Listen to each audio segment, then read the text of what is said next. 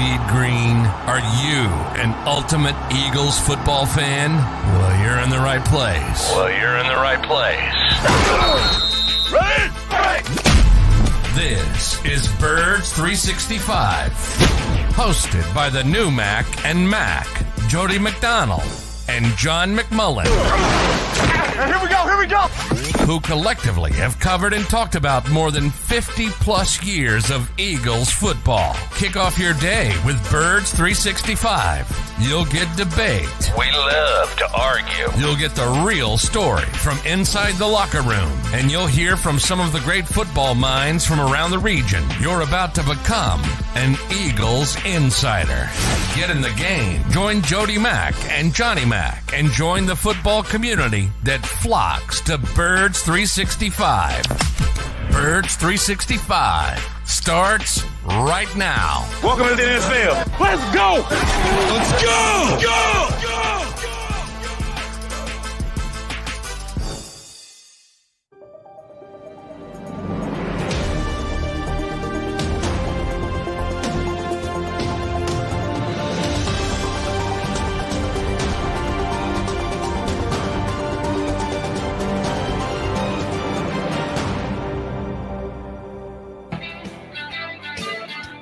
And a good football morning, Birds fans. Thanks for jumping in here on Birds 365.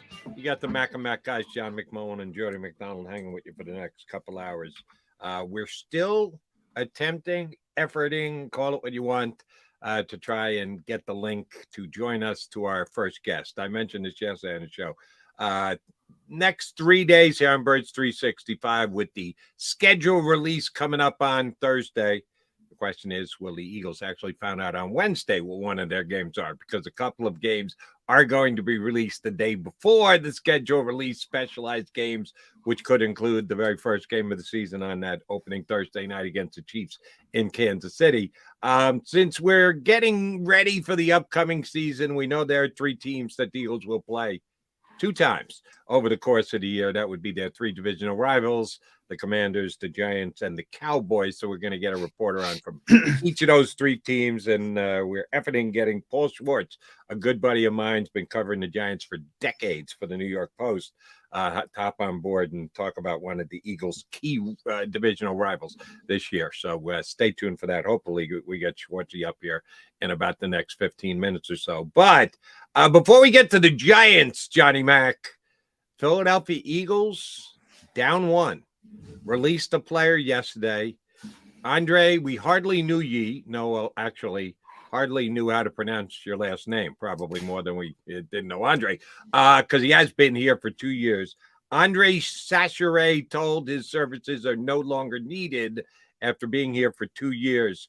Shouldn't come as a major surprise because the Eagles did bring in a lot of new DBs during this offseason.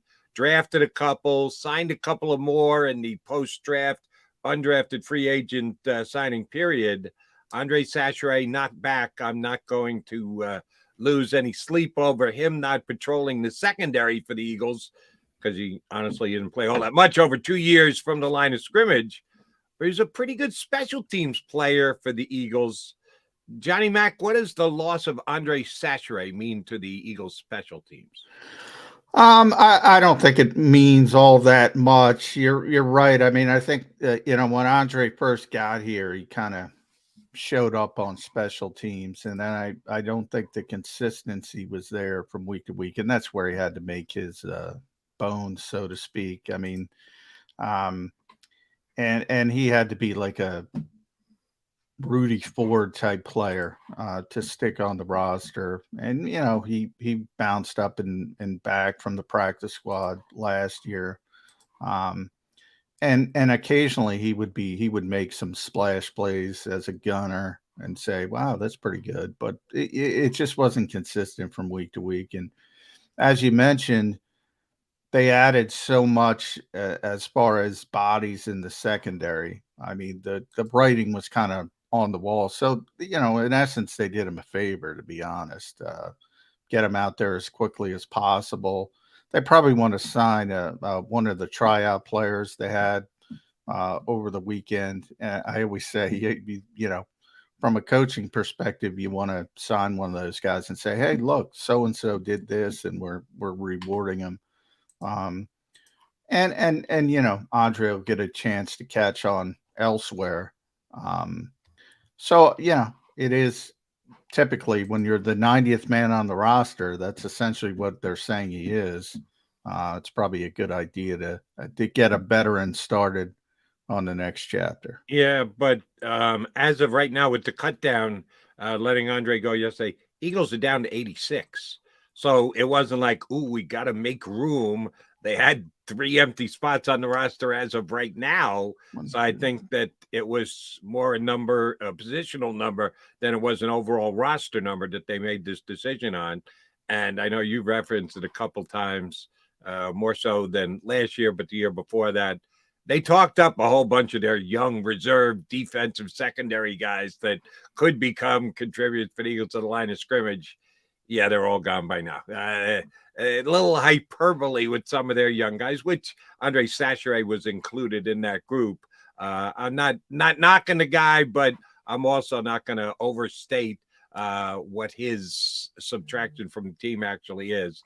They can find somebody else who's going to do exactly what Andre Sacheret did.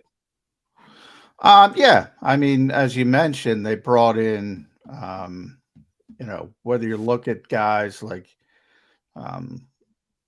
you know, Eli Ricks or forget about the drafted players, but Calais Ringos of the world. I'm forgetting the other McKee Gardner from LSU. Those were the undrafted guys they brought in. Remember, you still have Josh Jobs. Yeah. Who did a lot of that last year from the gunning perspective. Then, you know, you have Sidney Brown, Terrell Edmonds, Justin Evans at safety. You still have Zach McPherson, who was the other one. So it was pretty much Zach McPherson and Josh Jobe were the starting gunners last year, and they're both back. And you have the Ringos and Greedy Williams of the world as well. So, I mean, the numbers were not good from the perspective of, you know, some of those guys I just mentioned aren't going to make the team. You know, I think Greedy Williams is now, you know, sort of up against it as a 1-year prove-it player. He's going to have a strong summer. So he's one of those guys, look, if he plays poorly in training camp and preseason, you just move on. There's not a lot of guarantees there. And the same thing what we said about the tryout players, you know, whether they sign 1, 2, 3, whatever, they like to send that message to the locker room. Well, they always like to send the message to the locker room about undrafted players. They always keep one. Last year, they kept 4 essentially. You know, it was 3 on the opening 53, the initial 53, but Britton Cubby was stashed on the practice squad because they knew they could get him through waivers. And then they elevated him 3 straight weeks to be the punt returner and then put him on the 52. So it was sort of manipulation. They wanted to keep 4 guys that were undrafted. So, you know, 1 or 2 of those guys is going to stick around as well. How many guys are on the practice squad again, John? Is it 16? 16. Yeah, see, they got a big practice squad, and the Eagles know how to maneuver through the practice squad, as do all the other teams in the National Football League. You're not on the 53, but you are part of the organization as one of the practice squad guys. Do you think at some point, if he doesn't hop on with another team, is there any reconsideration for Sacheret? This is washing their hands of Andre, is it not? Yeah, this early, I would think it is. I mean, you never know. I mean, they like him. He's been around a while. If there's a bunch of injuries when they start up, he could be back. But this is a clear indication that they want to look at their younger players. And if their younger players disappoint and he's still on the street, you know, you never say never. But this is, you know, and by the way, he's good enough to where he will catch on somewhere else as a potential special teams player. So, yeah, but you know, if it's week 3, you have an injury, couple injuries, he's on the street. that point you would never know, but I don't expect to see him again until that type of scenario. Cornerbacks are cornerbacks and safeties are safeties, and the two shall only meet if you're a mirror player as a safety and a slot cornerback, at least in the Eagles' mind.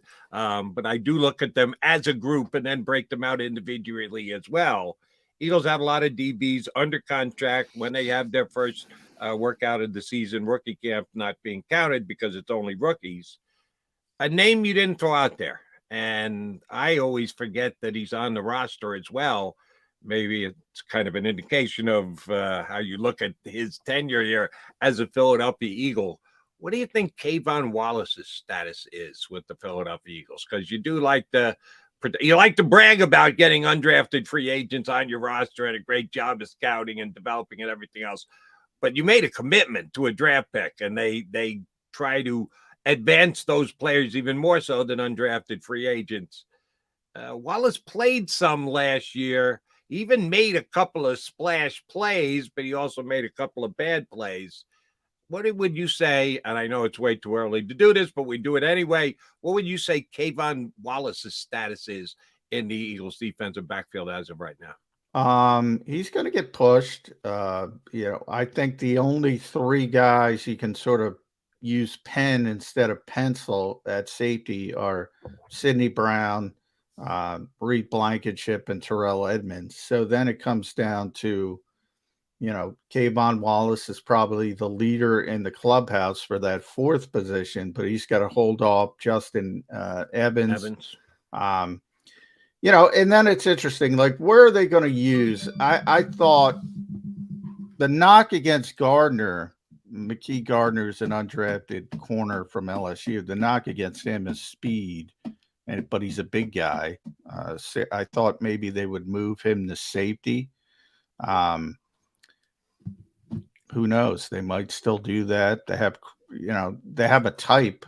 Tristan McMullen is a tall, lengthy guy. He used to play corner in college. They've already moved him to safety. Eli Ricks, big name that everybody knows. Big, tall guy. I shouldn't say big. He's a little bit weight-wise, probably not where you want, but he's from a length standpoint, is what you want. And again, he only ran a 4.55, which I say only. That's not good for an NFL corner. And that's one of the reasons he went from top 10 pick from Todd McShay to undrafted. And I thought maybe they might move him to safety. So there's a lot of potential options to, manipulate and move guys if you see enough from them in training camp to say, all right, we got to keep this guy around. So as you mentioned, it's way too early, but Kavon's the leader in the clubhouse, and mainly because of special teams. And he's, the punt protector, for instance, which is not the personal protector for the punter, which is not a huge role, but it's meaningful when you screw it up. So, he's been here. So I think leader in the clubhouse is a proper description. But if he doesn't play well, there's going to be a lot of bodies inching to get in there. And that's one of the reasons why, and I know we're doing a self-promo here for 3 months down the road. Birds 365 is a must-watch for you Eagle fans during the preseason, because Johnny Mac's down there every single day, and the next day he's in here with me telling me what did or didn't come down in the limited time they have in practice. They'll put their time in with Michael Clay, the special. Yeah, where else, by the way, do you get personal protector for the punter talk? Where else? That's exactly what I was referencing. Once we get, and John and I are going to talk about it until camp gets here in a speculatory tone. But once the camp gets underway, Johnny Mac will have his insights for you day in and day out. This is a big week because the schedule will be revealed. They finally made the announcement yesterday after we got off the air. Yeah, we're going to do it on Thursday. Adam Schefter had it about 10 days to 2 weeks ago that it was targeted for Thursday, May 11th, but the NFL had not confirmed that until yesterday. We know that it is going to come out on Thursday. A couple of select games will be announced on outlets of their TV partners, CBS, Fox, NBC. It's a whole rollout. Amazon will get to, on their platform, be able to tell what the Friday game, the Black Friday game is going to be, which Peter King, pretty tied in, did speculate last week could be Giants and Eagles for the first ever Black Friday game to be streamed on Amazon. We'll ask about that game. Paul Schwartz isn't going to do any shopping that day. If that's the case, if he's got to be in attendance for the Eagles and the Giants on Black Friday, Paul Schwartz, insider and beat reporter for the Giants for 2.5 decades, is going to join us next. We're going to preview all three of the Eagles' divisional opponents this week. First up today, New York Giants, Paul Schwartz of the New York Post, going to stream in with us here on Birds 365. Do you stream on a Roku, Fire Stick, Google TV, or Apple TV? Now you can watch 6ABC 24/7 with the 6ABC Philadelphia streaming app. And the big story on Action News. Search 6ABC Philadelphia and start streaming today. Go to get your game on. Go for the beers. Go for the cheers. Go for the hit and the hits. Go for the stakes and the stakes. Go to get your parlay on. Go to get your party on. Go for the scene. Go for the screens. Go for the gallery. Go for the win. Go to Ocean. Visit theoceanac.com to plan your visit. The greatest fans on earth. It's a bold statement, but would you expect anything less from Philadelphia? 58 years of heartache creates a toughness, a grit, a resolve not found in most. Sure, our prayers were answered, but now that we've had a taste, we're looking for more. Pondley Hockey, official partner of the Philadelphia Eagles.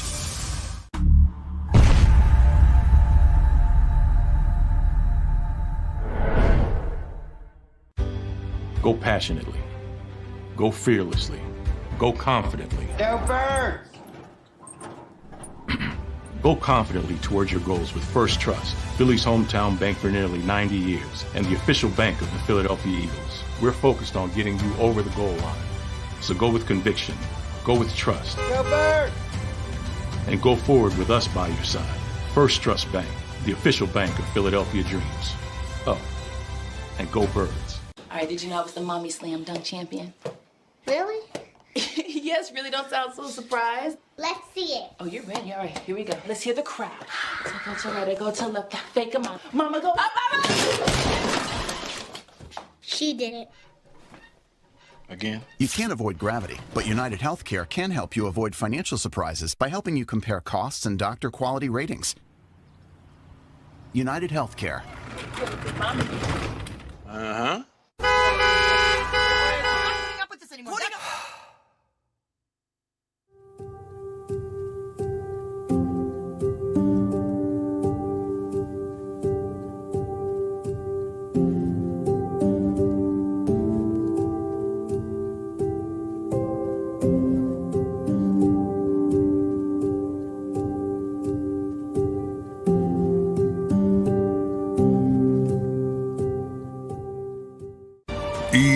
EAGLES, Eagles.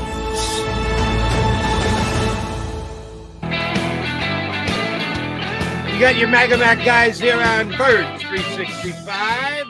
We're lucky enough to have, did he disappear on us? No, I saw him there. He was in the green room. I Damn, couldn't hear us, so we're trying to log him back in. He couldn't.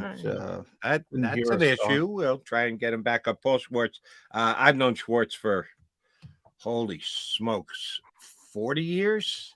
Somewhere 40 there. years. Whoa. Yeah. When we get him up, he'll confirm this. I've known Schwartz that long because we both were graduates of the State University of New York at Albany. All right. We're fellow Great Danes. Of course, he was working at the newspaper at the college. I was working on the radio station at the college. And Schwartz They haven't figured us out yet. We've been faking them for 40 years now, and they haven't booted either one of us, have they? Jody, hey, John, how are you? Yes, I did work at the radio station in Albany too. But I did work there too, but I figured with competition like you, I better get my writing skills in order and dance with what brung you sort of thing. So yes, we're both here, and it's amazing. We look remarkably like we did in college. Oh wait, maybe the screen is not. Maybe it's a little fuzzy. Maybe I'm not seeing correctly. That would be a bold-faced lie, but thank you for the attempt, Mr. Schwartz. Hey, P.S. When last we saw the Giants, they were leaving the field from Lincoln Financial Field, having been beat by the Eagles in the playoffs. Giants had a hell of a year. We're going to talk to you about their whole offseason, but they had a hell of a year last year. First one, new coach, make the playoffs, win a playoff game on the road against the Minnesota Vikings, but then it ended here in Philadelphia. And let's be honest, Eagles beat the Giants kind of handily 3 times last year. Bad matchup between the two teams with the fact that the Giants had as good a season as you had. You thought they'd be more competitive against the Eagles. The Eagles were the best team in the NFC, but the games between the two teams weren't really all that competitive. Why do you think that was? Well, Jody, the Giants were 1-5-1 against the division last year. That they lost 3 times to the Eagles in 6 weeks. Lost to the Cowboys twice, tied the Commanders, and beat the Commanders. So, it's an NFC East problem. But, yeah, I mean, the last regular season game, the Giants were playing their backups. Jalen Hurts was just getting back into gear, right? He was not really himself, yes, and that was a close game. So, I guess the Giants can say, well, if we played our starters, it was a close game with Davis Webb. But, yeah, I mean, look, the playoff game was a non-competitive event. The Eagles are clearly better than the Giants. I think the main thing is the offense and defensive lines of both teams. Eagles were probably the best in the league, right? If you just line up offensive line, defensive line as units. The Giants could not say that last year. And, they tried to do some things to help rectify that. And look, a lot of teams had problems with the Eagles. And, yes, the Giants, before you can think about glory, you got to, win these fights in your own backyard. And, yes, the Eagles don't.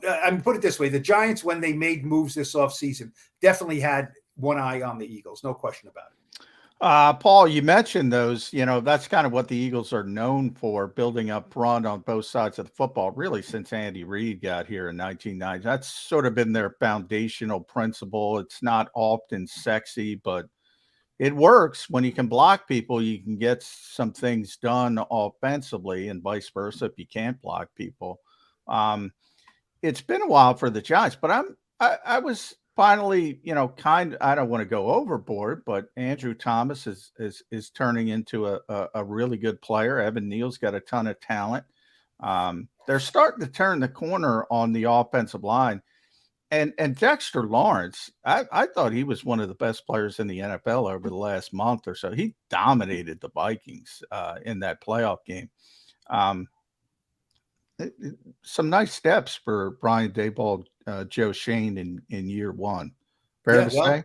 Yeah. I mean, look, the Giants agree with you. They gave Dexter Lawrence a $90 million contract. You know what I mean? Averaging $22.5 million a year or something. So yeah, Dexter Lawrence, Leonard Williams is a really good player up front. He had some injury problems last year. He's very steady. They drafted last year Kayvon Thibodeau to be an edge rusher. He had a good rookie year, not crazy good, but certainly good. Their other edge rusher, Azeez Ojulari, was basically had a wasted year with injuries. So, that's an issue. The Eagles grow these guys on trees, and they draft them high, they draft them low, they sign them, they just cultivate them, they come at you in waves. The Giants do not have that yet. You mentioned Andrew Thomas. Yeah, he will be. They don't have to do it this year. If all goes well this year, he'll be one of the higher paid left tackles in the league next year. And look, they drafted a center, John Michael Schmitz, to be their starting center. So it's coming on the offensive line. Evan Neal, the guy they drafted number 7 overall out of Alabama to be their starting right tackle. He's a guy you plug in and say, for 10 years, I don't want to worry about right tackle. Well, he was not great last year. He's promising. He's huge.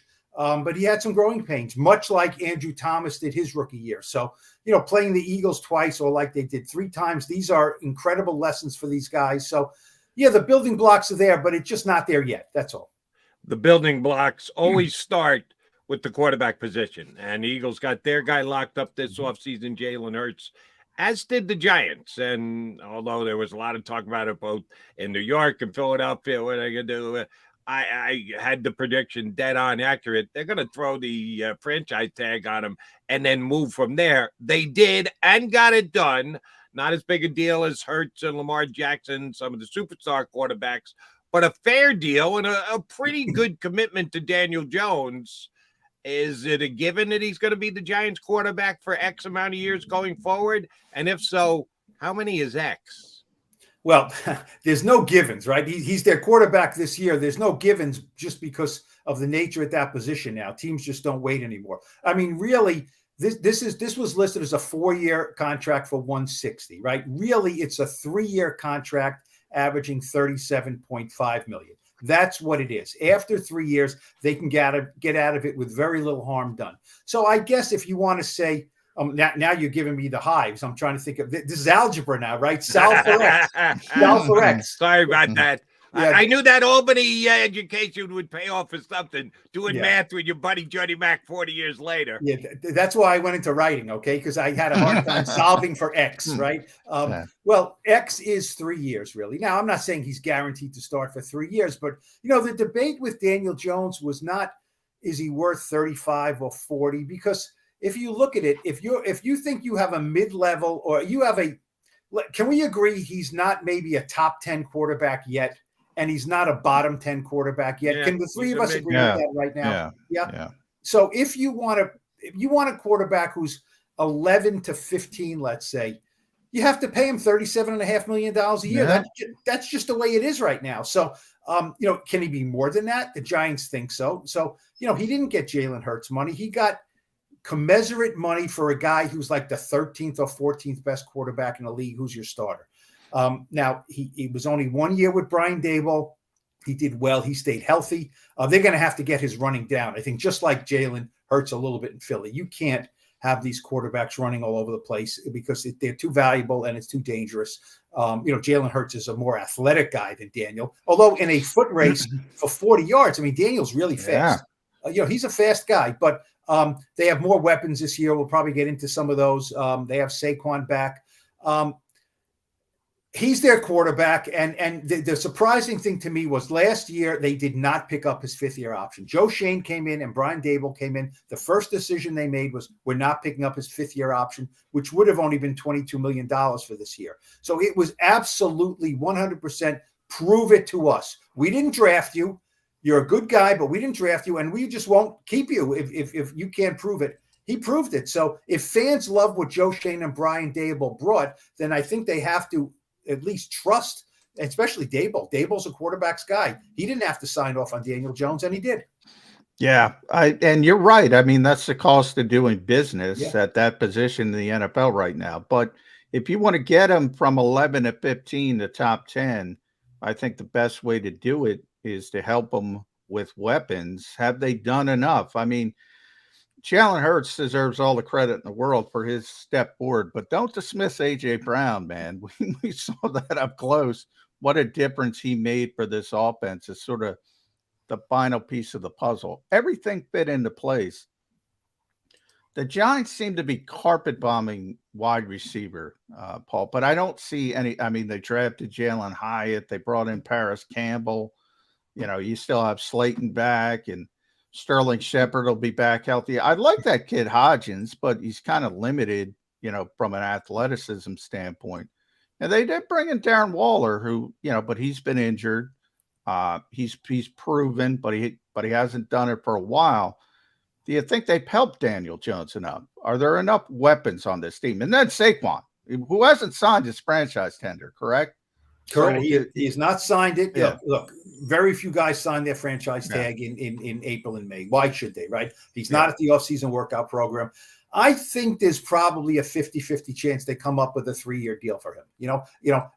Joe Shane offered him at the bye week, offered him after the season. It got up to around $13 million a year. I think Saquon was getting bad info from his reps that did not foresee that the running back market was just not going to be there. You know, the running back. Look at what did Miles Sanders get in the open? 6.5, and he was number 1 on the free agent market. Now Miles Sanders is not Saquon Barkley, but they finished close they both had 1,200 yards. Did Sanders get up that high? Did he get 1269 and 11 touchdowns? Yeah. So I mean, what did that say? In other years, he would have gotten $14 million.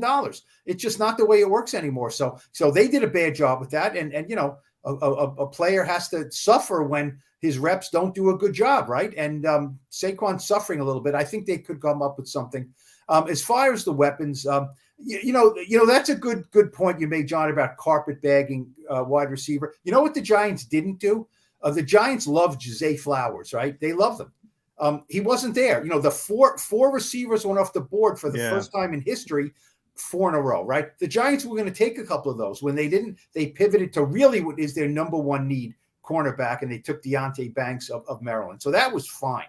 But what the Giants didn't do was force it. They didn't go out and pay a Kenny Golladay $72 million, which the previous franchise, the front office did. They didn't say, you know what, we need a receiver. We're just going to take the next one on our list, at number 25 or trade up to 24 to get him, because they weren't worth it, So that was good. Darren Waller is the guy. He is the weapon, whether you call him a receiver or a tight end. They gave up a 3rd-round pick for him, and you're right. For the last 2 years, he had hamstring problems. He was not on the field much, and he wasn't a great player. 2 years before that, he was just like any of these other great tight ends that we talk about. He was right up there. So the Giants, they can hope they can get 85% of that, and he will be the big difference. Little roll of the dice with Darren Waller. Agreed. I know you and I discussed this. Could have been off the air. Could have been on the air on radio somewhere else. Because I was surprised. Well, I wasn't surprised because guys like Paul Schwartz were reporting it before it ever happened, that the Giants decided to part ways with James Bradberry. And the Philadelphia Eagles thanked the Giants for that profusely, because Bradberry came in here and it was great for Philadelphia. They got themselves in a salary cap situation. New GM came in, had to sign the rookies. Somebody had to go, and they chose Bradberry. Give us the backstory. Give our Eagle listeners the backstory on that. Why Bradberry was the guy they singled out. Knew somebody was going to become a cap casualty. He ended up being the guy signing here, having a great year here, re-signing here. How did Bradberry's days at the Giants come to an end? Well, he played well. It wasn't because of performance. He was the highest paid guy, pretty much. And yeah, they got in terrible cap situation. They had a new regime change, and they just couldn't. It just, Joe Shane came in and looked at it and said, we don't have the luxury of having James, and Adoree Jackson, the other cornerback, makes good money too. Not Bradberry money, but he makes good money. So he just looked at that and said, we can't do it. Somebody has to go. Now, you know how it is. On your own team, you're not going to accept a pay cut. On another team, you may take a little less, right? And you guys have seen Bradberry for a year. He's like a baseball player, right? He is what his stats say. Is he a great leader? I mean, no. Is he a great personality? No. He is a automaton cornerback, which is not bad. I think Darrelle Revis was that. You know what I mean? They go out and they try to shut down the other team, and then they bring their lunch pail, they bring their briefcase. I mean, I thought his reaction after the Super Bowl was classic James Bradberry. He's a really good player. I grabbed his jersey. He admitted to it. You're right. I'm right. I mean, everyone in Philly was outraged. Yeah. Except James for the guy who did it. Yeah. Except who did it, right? And I remember, you guys, this is an inside journalism thing. My office was emailing me and texting me, because I'm writing sidebars on the Super Bowl, and they're saying, you have to go crazy with the outrage in Philly. You have to write that this was a terrible call and this is awful and this cost him the game. And I said, okay, and I'm getting ready to write it. And then you go talk to James Bradberry, and I call the office, and I email him and I say, I don't know if we can be more outraged than James Bradberry can, because he's not outraged, And they're like, well, it's an outrage. And I said, well, I know there's outrage, but the player said, yeah, I did it, and I wish they didn't call it. So. Yeah, look, that was, good by the Eagles to pick him up, that they had the money to do that. The Eagles always seem to come up with the money. Joe Schoen just looked at it and said, we just can't pay him. It's not like they didn't like the player. And once they got rid of him, that became the biggest hole on the team. And it was the biggest hole on the team all year. So it's not like they had a plan to replace him. They didn't. They just, now, what the replacement is this year? Deontay Banks. Deontay Banks, by the way. Yeah. By the way, I thought it made sense from the Giants' perspective. They're bringing in Wink Martindale. They need press corners. James is a great zone corner. Smart, savvy. You're right, Paul. He is even keeled, man. He was like, yeah, I did it, but I was hoping they didn't call it. And you're right. It was not a great scheme fit, although he's a really good player. He's a really good player. Look, would Wink have wanted him? Yes, because there was nobody there better than him. But, I think when they looked at it, they said, well, he's not a great scheme fit, so we can't afford him anyway, so it has to happen that way. It worked out great for the Eagles. And, it would have been better if we went to the Chargers and then the Giants wouldn't have to worry about him. But, that's what happens. And by the way, I think Deontay Banks is one of the most natural fits when you put team and player together, because I think he's a perfect corner for Wink Martindale.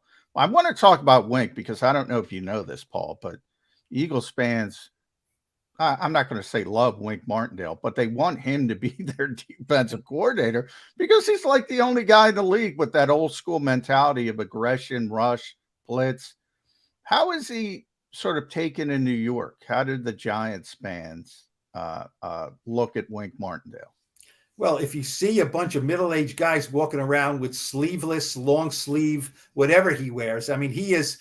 Look, they love him. I mean, now look, they didn't win the Super Bowl, so they're on their way to loving him. Look, Wink is a good personality. Now he's not. When he came in, people tell me, "Oh, he's Rex Ryan." He's not Rex Ryan. He is not a crazy interview. He's a fun and delightful interview, but he doesn't ever bash the other team.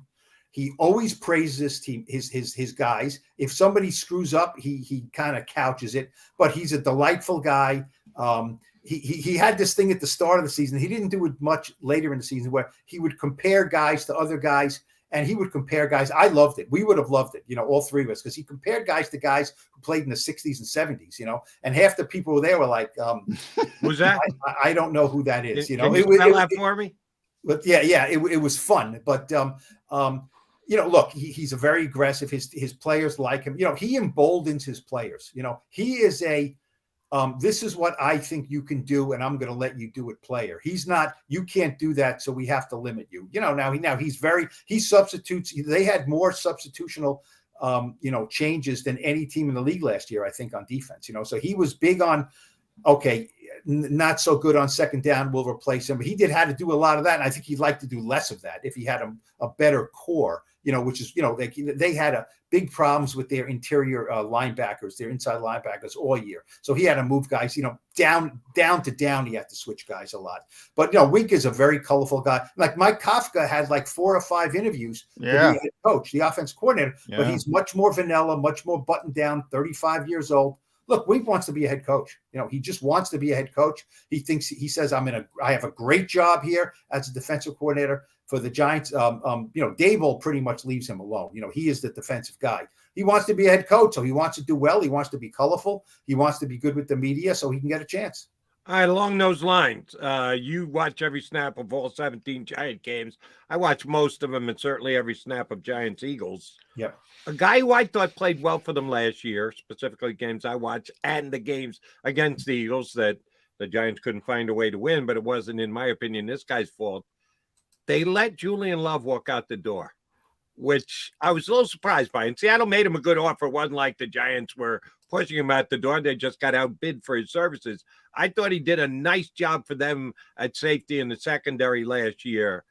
Was it close for him staying? Did they think they have someone ready to step right in? How big a loss is Love in the D backfield for the Giants? Well, you guys must have something in Philly, like the good guy award. You give something to the guy who's the best with the beat writers, the media. Yeah. Julian Love was our good guy award winner. So that was a tough blow when he left. I mean, he was a locker room. You go to him, win, lose, draw, which they did, draw once last year. And he was a great quote, a very personable. He got it.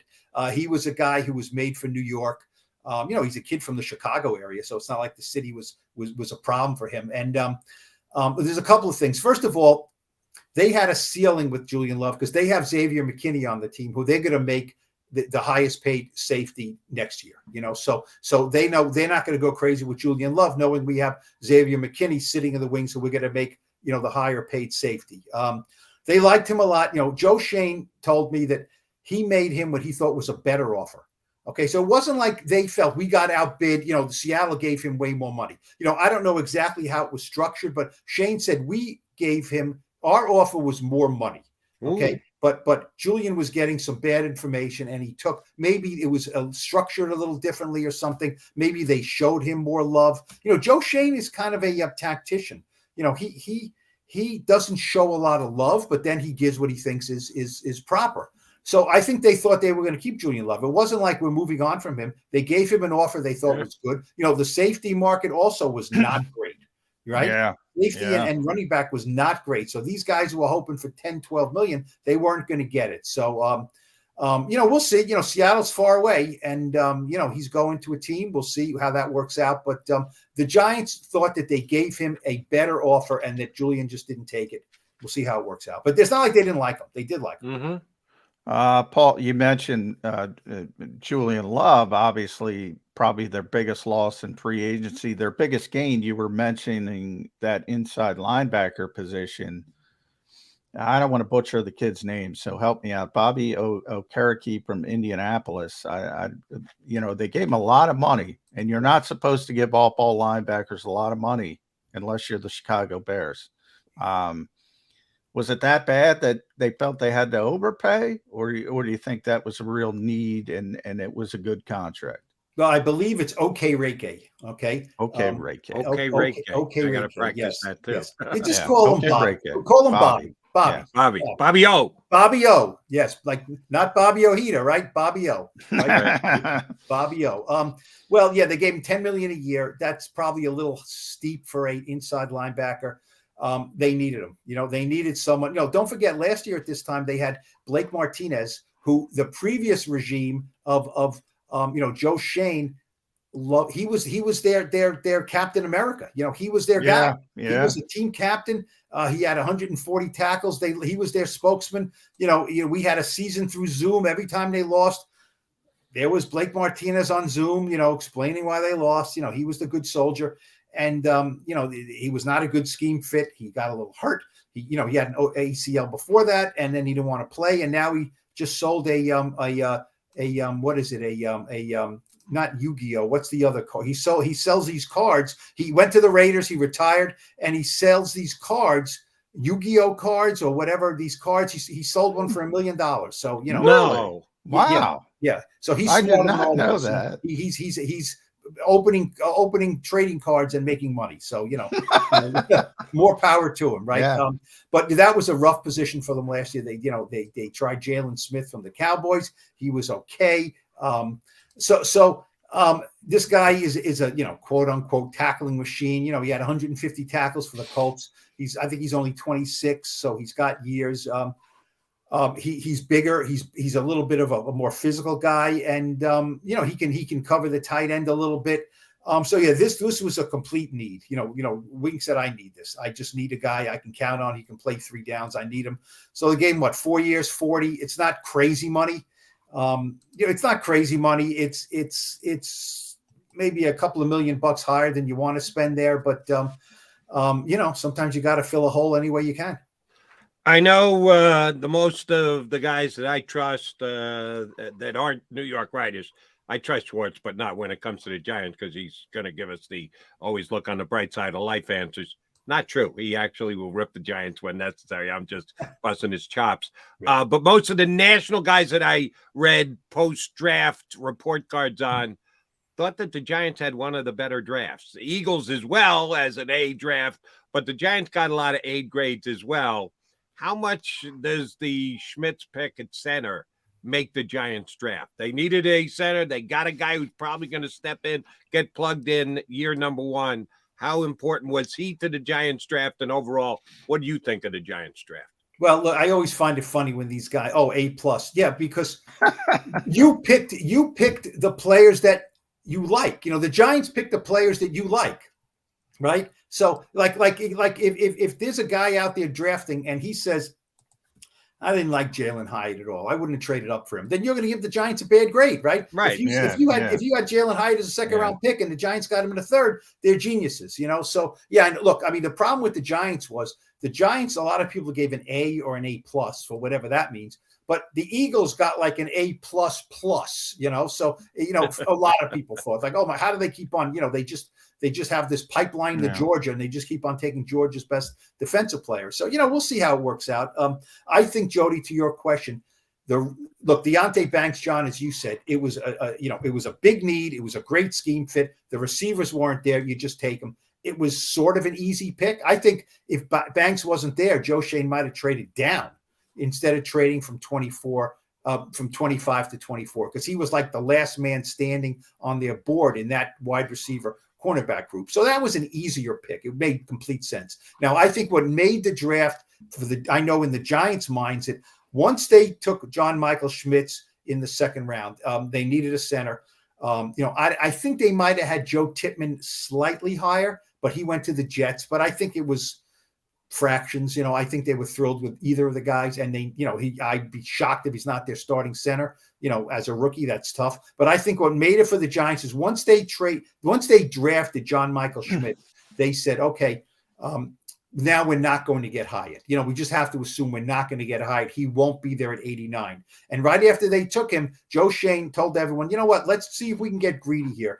Anyone out there, start making calls and see maybe what it will take to get up to get Hyatt. And it was Brian Daboll, actually, who sent a text to Sean McVay with the Rams. And McVay said, yeah, we might be willing to move off, 73. So the Giants went from 89 to 73. That's a big jump, right?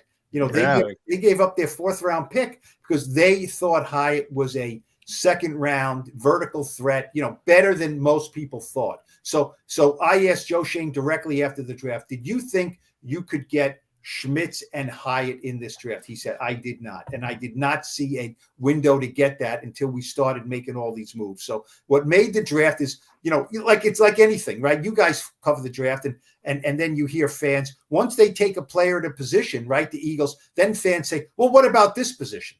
You say, well, you can't take two players at one position. No, you can't. Yeah. If you take a defensive player, then the need for the offensive guard you've decided what is more important. What's your priority? You may not get that guard then, right? You may just not get it.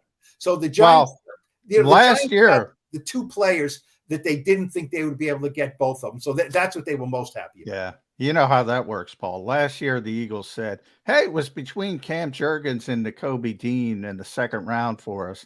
The Eagles default to offensive linemen. Magically, Nakobe Dean falls to third. We got the two players we wanted. It's funny how that always works out. He was the highest player on our board. He was the highest player. Always the highest player. Well, it should be, that's why you took him, because he was high on your board. Now do we think board is worth a damn, right? Some teams say that all the time, and you say, well, you got a history of lousy picking. You say the board stinks. You know what I mean? Yeah. At New York Post _Swartz. Make sure you follow Paul on Twitter. Get all the intel on a division rival. Does a tremendous job covering the New York Giants. Last one from me, because he's an old friend here in Philadelphia, Mike Kafka. You mentioned him earlier. 35 years old. I remember when he came, he was like a fourth round pick of the Eagles, Andy Reid, when he sort of got entrenched and, basically you're going to be a head coach if Andy gives you the approval. Yeah. I'm surprised he kind of moved away from Kansas City. I thought that showed a lot. I think he's ready to become a head coach in this league. You mentioned all the interviews. When Jonathan Gannon came here, Paul, Howie Roseman said, we're renting the guy. Turned out to be true. They had him for 2 years. Is there a similar feel with the Giants and Mike Kafka? Because it seems like he's on the fast track. I don't think there was, John, when they hired him. That's a good question. You know what I mean? He was 34, 35 years old. I think they thought they were renting Wink Martindale. You know what I mean? If we have a good year, Wink will, he's that next day. I don't think they thought we were renting him per se for a year because Mike Kafka, let's face it, now he left Kansas City. He wasn't calling the plays in Kansas City, Right. So I thought it was two things. It was Brian Daboll, as a first-year head coach, did some things. It shows he was 47 years old. He had been in the league over 20 years, and he did not make the mistakes that these first-year guys do. Pick guys pick guys you're comfortable with. He never worked with Mike Kafka before. And not only did he hire him, he had the intention to let him call the plays. Brian Daboll was a head coach in the NFL because of his ability to call plays, right? And I love that. I love CEO coaches. Jody will tell you that. It was great. Oh, yeah. He was a complete CEO coach. And this was even in his first year. He's going to give up the play calling in his first year. He gave up to a guy he never worked with before. He wasn't his quarterback coach. He wasn't his offensive quality control. He was nothing. So the thing I would say about Kafka was he's very low key. So I can't speak to the fact that he's going to get up in front of a room as the head coach and be a kick-ass guy. I just don't know that, Now you don't have to be, but I don't know that. He lightened up a little better with us, but look, you know how it is with some of these young offensive coordinators or defensive coordinators when they're not. They are. You have to ask the head coach that. You have to ask the head coach that. They just want to stay in their lane and not make any news, right? Oh yeah. And Kafka was a little bit like that, but I will say, he has really, he may disagree with this. He played at Northwestern, right? And then he was a GA at Northwestern. And then he went to Philly, right? Didn't really play much, bounced around a little bit, got a connection with Andy Reid. Andy Reid hires him at Kansas City, right? He's in Kansas City for several years. He's a quarterback coach for Patrick Mahomes. Then the Giants hire him. He has really he's had a very linear, upwardly mobile, I don't know. If he's had adversity, I don't see it. As opposed to Brian Daboll, who was hired, who was fired, who's been offensive coordinator a bunch of places, had to go back to Alabama for goodness sakes. So I think Daboll, you can see the scars on him that he was ready to be a head coach. He was not this 35-year-old wonderkind. He was a 47-year-old hardened. I know what I'm going to do because I've seen all the mistakes I made. I don't know what mistakes Kafka's made. He's been, he working for Andy Reid. Let's sign up for this. If you know what? It's interesting you say that, Paul, because I heard some of that with Doug Peterson because Doug, longtime backup, as we all know. Yeah. Then he got entrenched with Andy Reid, never left Andy Reid. Why would you leave Andy Reid's staff? That's what impressed me about Mike Kafka. And there was a lot of criticism here. Well, Doug doesn't know anybody about the assistant coaches. And all of a sudden he wins a Super Bowl. And by the way, now he's turned around another team. Yeah. So it can work both ways. But I hear what you're saying about the scars of, Brian Daboll's been through the ringer. I see both ways. But if I'm next to Andy Reid and I'm an offensive coach, I'm not leaving because eventually Eric Bieniemy aside, and there's some other issues there, as we all know, hasn't gotten a head coaching job. But basically, you're anointed when you're at Andy's foot. I was impressed that Mike left. I thought it showed a lot of self-confidence. Yeah, it does. And look, Daniel Jones had his best year in most, by most metrics last year, right? And that's Daboll and Kafka, and him staying healthy. And so second year in the offense, if they do well and at the end of this coming season, if nobody is saying Daniel Jones is way overpaid, Mike Kafka's leaving and getting a head coaching job. There's no question about it. Yeah. P.S. Last one from me. Are you going to be able to sell to Mrs. Schwartz when you have to tell her you're going it alone on Black Friday because the Eagles and the Giants are playing, that, hey, I could have had to work in Dallas. I might have been in Dallas for the Thanksgiving game on, and then we wouldn't have even had a dinner. You're going to be able to make Thanksgiving dinner after going to get out early the next day to get to the stadium to watch the Giants and Eagles. Is Mrs. Schwartz going to buy that routine? I was in Dallas last year on Thanksgiving. See? Okay? And you know what? And this is what I said. I hate being away on Thanksgiving. It's awful. I was in Washington one year for Thanksgiving. Okay. I didn't have to fly, but I knew, and if any of you guys have been right at AT&T Stadium, I knew at least, very least, Jerry Jones would feed me. Oh, it's awesome. Best spread ever. Good the spread. Thanksgiving meal he put out last year was, look, I didn't want to be away, but it cut no corners. Okay. It was like a I would say an old-fashioned Jewish bar mitzvah or wedding. It was laid out there. Eagles fans get mad at me, Paul. I tell them nobody's Jerry's first class. Everything about that place is first class. As far as I'm concerned, they could have the Super Bowl there every year because it's like it was built to have a Super Bowl. How many primetime games are the Eagles going to get this year? 5. The limit is 6. I think they'll keep 1 for flex purposes. Keep one. Well, I think it's interesting because the Giants, last year they had 1 night game scheduled and they had the Thanksgiving game. That's it. They're better this year. They'll have more, but you have Aaron Rodgers and Aaron Rodgers. The Jets may get 5 or 6. They may get 5 also. Yeah. And so, it's going to be interesting how much they maybe don't want to have Giants, Jets, although they do play each other this year. So, look, Jody, what I'm banking on is that they play in Arizona, they play in Vegas, and they play in San Francisco this year. So the Giants have already asked, let's have 2 of those games back to back because we want the option of staying away. Okay, which I think the league will give them, and I think the Giants will do that. So whatever kind of Friday, Black Friday game I have to go to, I'm trying to see. Let's see if we can swing it so the Giants are away for a week, and maybe my wife can come with me for a week. There you go. Vegas or San Francisco or Arizona. And Paul, I say every year, if someone wants my votes and it's an election year, any administration that makes every game 1:00 Sunday, I'll vote for it. Every game, I want 1:00 Sunday. I don't want any prime time. The Eagles don't have a lot of 1:00 games on Sundays anymore. I got to cover those things. You'll be waiting a long time for that to happen, John McMullen. Prime time is where the billions of dollars are for the NFL.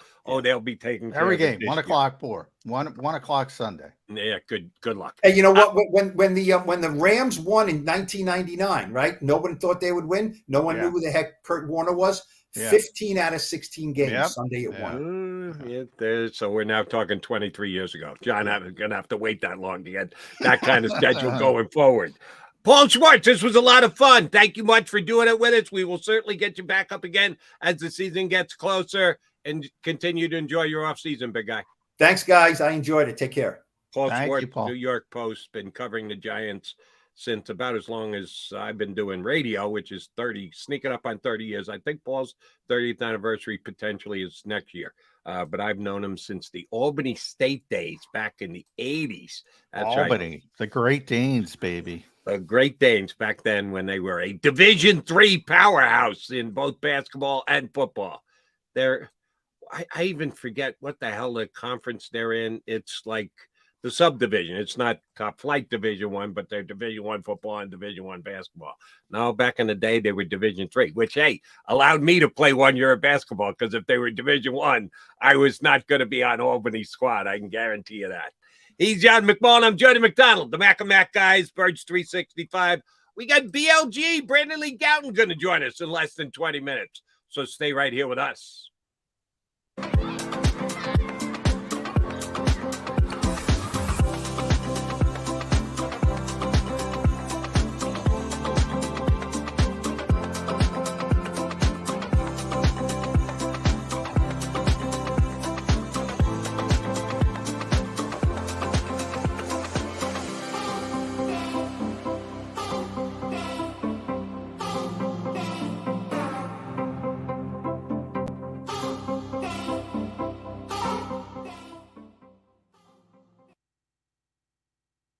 Heading down the shore, have a ball once more. Here, imaginations run wild and time stands still. Because here, you can find the best of the Jersey Shore, all on one 5-mile island. So leave the old you behind and get lost in the woods. Wild, wild, wild wood days.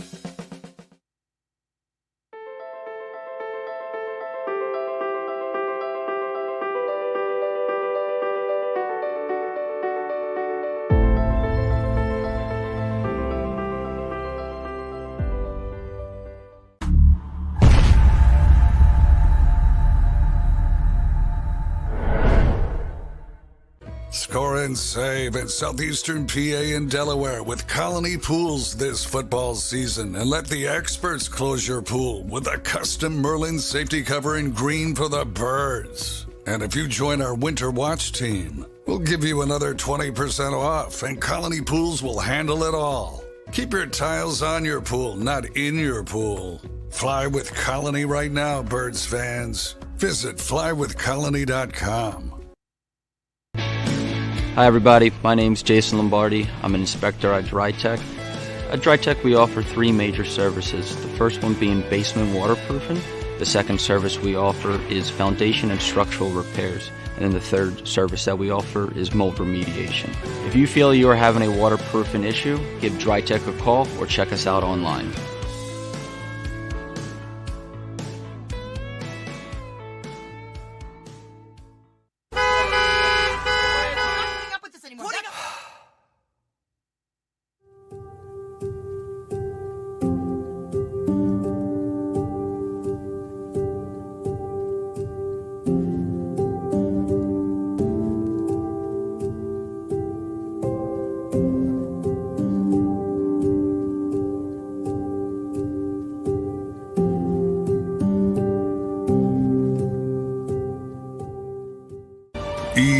EAGLES, Eagles.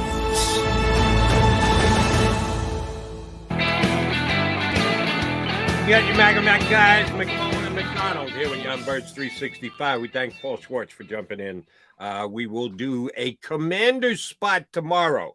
Grant Paulson, great talk show host, and does some I keep wanting to call him the Redskins. Commanders stuff, football team, whatever the hell Mr. Harris wants to change. I think they change every year now. And they could change that. It's not going to happen this season because we're too close to the season. But if Harris wants to change the name, once he actually gets control of the squad, he can change it again if he wants. And I'll still call them the Redskins. My apologies for that.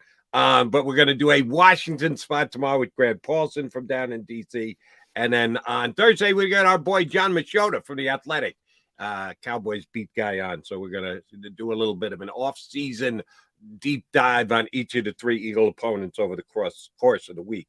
All right, Johnny Mac, don't know if you noticed this last night. I saw a bunch of it after the show was over and done with last night as I'm prepping to do my WIP show. We had Jeff Kerr on yesterday, and I asked him the same question I asked a couple of our guests at the end of last week with the schedule reveal coming up. Who do you want to see the Eagles play opening week? If you had the power, Roger Goodell said, yeah, you go ahead and pick it.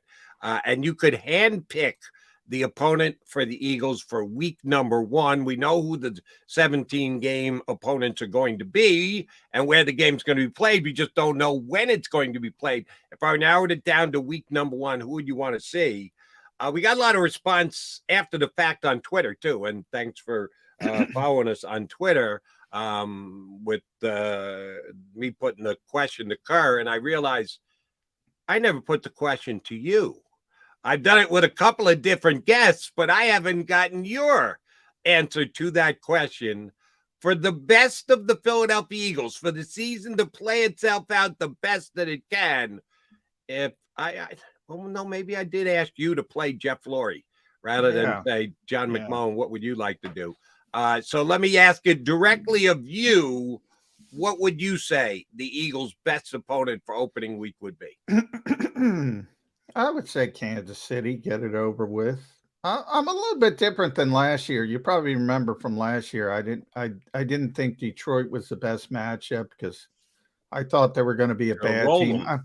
I was wrong on Detroit. They ended up being a pretty good team. I thought they were going to be a bad team, but I think they were headed in the right direction. And my whole thought process was, I don't want to play bad teams when they don't know they're bad yet. Mm-hmm. And they didn't know they were bad, and they played really well, and they didn't know they were bad because they weren't bad, even though they started out, and eventually they turned it around. This time, like, the Eagles are going to be a good team. It's just a matter of how good. We had a little fun with our buddy Peter King yesterday, saying no weaknesses. I'm not going to go that far, Nor but am I. they're a really good team. So, at some point they're going to go on a run and win a bunch of games. And, a couple reasons where I would say Kansas City is that, maybe they're not sharp early. I think Jeff brought that up yesterday. And even if you lose, get it over with, then you go on maybe a run. Plus the business aspect, when you asked me to be Jeffrey Lurie, and from that, because you brought up Arizona, I think that's more of a fan thing. Like they want revenge on Jonathan. Like Jeffrey Lurie likes Jonathan. I mean, he tried to give him a raise to keep him. So from that standpoint, I don't think Jeffrey would prefer the business aspect, and that would be such a big gain. All right, let me see if I can give you an analogy on my thinking. If we're going down to, where's my hand? Ocean, right there. If we're heading down to the casino, I don't know how to underline ocean there. If you and I were going down to Ocean, what game would you play? If we were going to do a little gambling, what game would you play? Which game? Game of chance at a casino. If you were blackjack going down to casino, and I thought you were talking about NFL game. What one you playing? Blackjack, probably. Blackjack. Same thing here. Here's how I look at this question I'm asking you. If you've got two nines and the dealer's got a 7, the percentages say just take the win. Stay with your 18, cash your chips, make them pay you. The gambler might say, yeah, and if I catch 2 10s, now I got 19 and he's got a 7. I could double my money. I could make twice as much. That's how I look at this situation. Jonathan Gannon and the Arizona Cardinals are that solid 18 with the dealer sitting on a 7. You can break that money in now. You're going to win. I guess the dealer could turn up an ace and you get a push, but a push isn't even the worst thing in the world. Or do you want to gamble a little bit? Do you want to say, let me split these 9s and see if I can catch 2 10s and win on both hands? That's Kansas City. If you win, now you can split the 9 and go 10-10 or 10 ace. Boom, you win twice rather than once. Or you could split them and get a 3 and a 4, and you go into Kansas City and get beat again with a couple of walk-in touchdowns with a new defensive. Oh, man. I didn't think about Sean Desai getting beat on walk-in touchdowns. Yeah, I figured out all these permutations. And now if you win, it's great. You're winning twice. You're winning double. But if you lose, it's a little bit painful because you had a win in your hands. If you got a choice, and the Arizona Cardinals, you mentioned Peter King, and I noted this, his early power rankings that the Eagles are the only team without a weakness, number 1 in a category by themselves, but he's got them listed 1 to 32. The Eagles play 8 of the 9 top 10 teams. They are all on their schedule from Peter's top 10. They got a hard schedule. Eagles have a hard schedule, but they also play team number 31 and 32. He's got Arizona dead last, 32nd, worst team in the National Football League. Wait till 2025, not 2024, which is the year after next. Oh, no, you got to wait 2 years before you're even worthy talking about Jonathan Gannon. And he's got the Bucs' sons, Tom Brady, led by Baker Mayfield, as number 31. So they're playing the top and the bottom of the NFL this year. Really tough at the top, nice gifts at the bottom. One of those 2 gifts is the Arizona Cardinals, and you get them at home. You have to go down to Tampa to play the Bucs out where that game scheduled. I want the Cardinals not to boo Gannon because I want a layup, John. I want to start the season off on the right foot. I want to make sure it gets going exactly the way you want it to. Give me the Cardinals because they're going to stink on ice next year. So that would be my choice for the first game of the season. By the way, I think Peter had Tampa Bay last, if I'm correct. No, Arizona last. Oh, Arizona. Tampa next to last. And the Eagles play both of them. They play team number 31 and number 32. Both on their schedule next week. I would put Tampa Bay last, to be honest. You know who I also think is going to stink on ice? The Rams. And I got them too. I Yeah. think Peter had them in the high 20s. Yeah. Might not have And been 30, Arizona, 31, here's the 32. thing about Arizona, and forget about Gannon for 10 seconds if these people ever could. And I don't know when Kyler Murray's going to be back, but Kyler Murray, I think people forget about Kyler Murray. I mean, that guy, he almost beat the Eagles last year. He can make plays. And, that's the reason I put the Tampa Bay certainly behind Arizona. And the Rams, Matthew Stafford's obviously aging, good quarterback, and I don't know where he's going to be health-wise. So, but that's why I put the clear delineation between Tampa as the worst team on the Eagles' schedule. They don't have an answer. I mean, Kyler Murray can beat you. And again, I don't know when he's going to be healthy, when he's going to be back. A little bit of a more dangerous Justin Fields, who is, even if it's helter-skelter, he might pull a horseshoe out of his you-know-what and make a couple plays, and all of a sudden. But, yeah, I mean, the Eagles got to beat that team. I mean, lay up. But we were a lot of people were saying lay up, you more than me, but I thought the Eagles would have a relatively, I thought they'd win by 10, 11 in Detroit. A lot of people thought that would be a layup. It was far from a layup. True. Kyler Murray, I think people forget about. That's all I'll say about Arizona. Yeah, he's better than Baker Mayfield, although both of them were the number one overall pick in the draft. We kind of forget that because we're a couple of years removed. They were both number one picks in the draft, both coming out of the same university, as a matter of fact. Maybe it's because I'm already looking ahead. Here's where I may buy into your quota there, John, that Tampa could be worse. Shame on them as an organization. Their big offseason signing is Baker Mayfield? Really? That's what you come away with? You're watching Tom Brady finally walk out the door. And, oh, by the way, he gave you an extra year. If he had walked away after the Super Bowl, you had to say, thank you very much, Tom. We appreciate it greatly. No, he stuck around thereafter. He didn't get you back there again, but at least he stuck around for a couple. And he finally decided to retire. And your game plan is, let's go with Baker Mayfield. Maybe we'll give Kyle Trask a chance. And I thought he was a pretty good college quarterback. You should ask Brian Johnson at some point about Trask if you think he can actually wrestle that job away from Baker Mayfield. They didn't draft a quarterback, and they didn't even sign a quarterback as an undrafted free agent. They only got 2 QBs in camp right now. What is Tampa thinking? I think Tampa's got a 53-man roster. Compare their roster to Arizona. I think Tampa's got the better roster, but certainly Arizona's got the better quarterback. Does Tampa even have a quarterback in your mind at this point? Well, I have 2, as you mentioned, by definition. Can either of them play? Legitimate starting quarterback in the National. Well, when I say do they have a quarterback, I mean, do they have a legitimate starting quarterback in the National Football League? I think they have a bottom 5 starting quarterback. I think Baker Mayfield, we always say, I think Baker Mayfield is one of the best 32 quarterbacks in the world, but there aren't 32 great starters. I think he's bottom 5. So depends on your definition. Is he a legit starting quarterback? Yes, but he's not a good starting quarterback. Kyle Trask, yeah, I don't know what to think of Kyle Trask.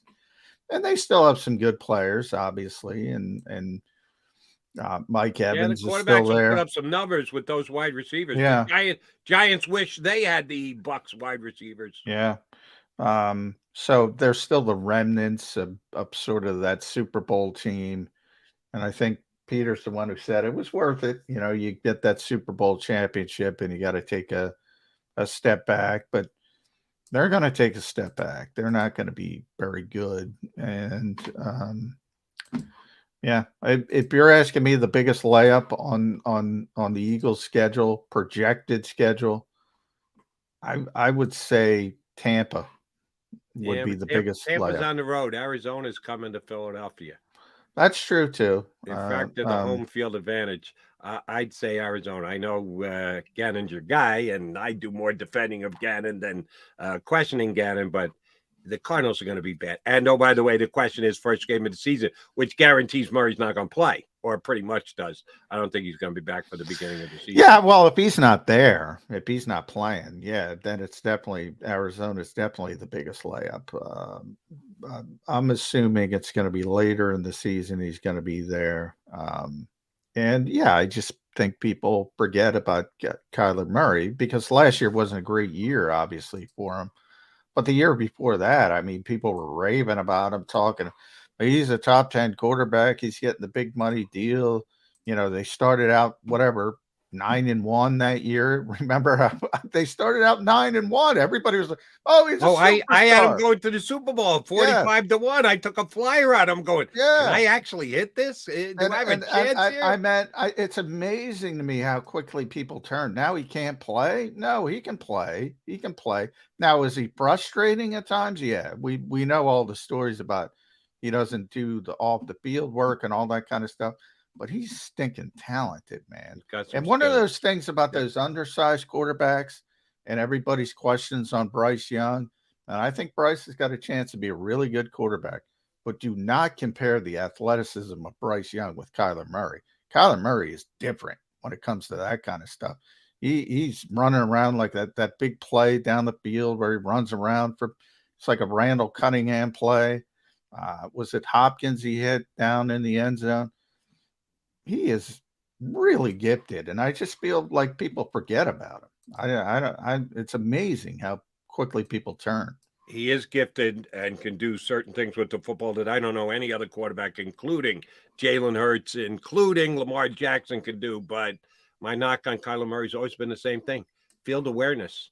He just isn't in command out there in the football field. And oh, by the way, Philadelphia Eagle fans, don't forget, if he knew where the sticks were in the game between the Cardinals and the Eagles this year, he almost beat them.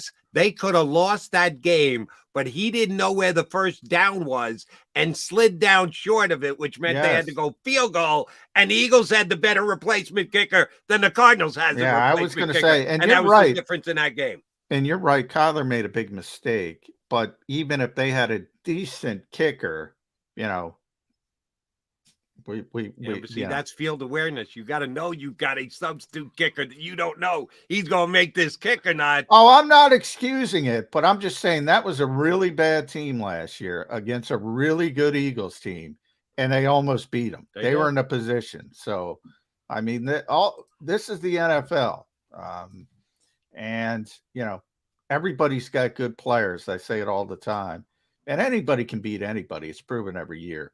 But I agree with you. There's 3 layups on this schedule, projected schedule to me, and that's Tampa, Arizona, and the LA Rams. Those are, to me, the 3 layups. And I don't think Washington's going to be very good, but I'm not talking in the division. Right.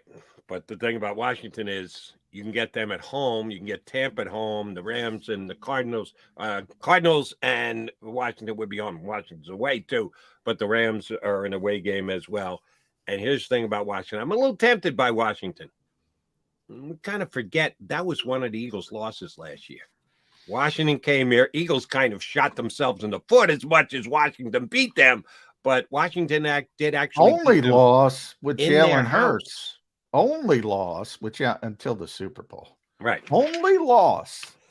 So they kind of owe the Commanders one, getting them week 1, sticking it to them at the link. Might not be a bad way to go. And I did this last night on WIP since I saw as many people respond to it on Twitter after we discussed it here on Birds 365.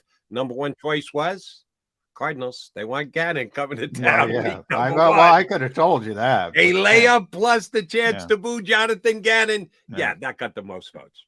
All right, I vote for Brandon Lee Gouton joining us next. Are you in with that, McMullen? Yeah, BLG. I'm that? Excited. All right. Give me. He's in the green room already. Give me the BLG. There we go. And was it the Hall of Fame? When did RVD? Oh, no, for the draft. Yeah. The WWE draft, they brought him back. Yeah. RVD got to announce picks. I loved every minute of it. All right, BLG, not RVD. Brandon Lee Gouton joining us next here on Birds 365. Weather forecasting is a team game. We rely on each other every day, updating the models and passing along new critical information. We have a team of 5 experienced meteorologists and a specialized weather producer, Paul. Say hi, Paul.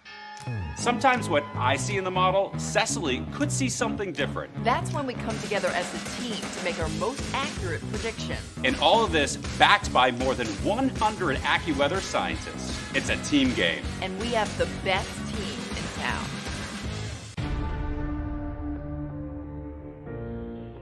When it comes to the fight against insurance companies, large corporations, and the healthcare industry, injured victims are always the underdog.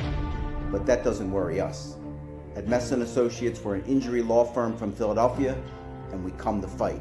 Our clients know that they've got representation with a chip on its shoulder, and it's the same chip that makes Philly the toughest city in the country.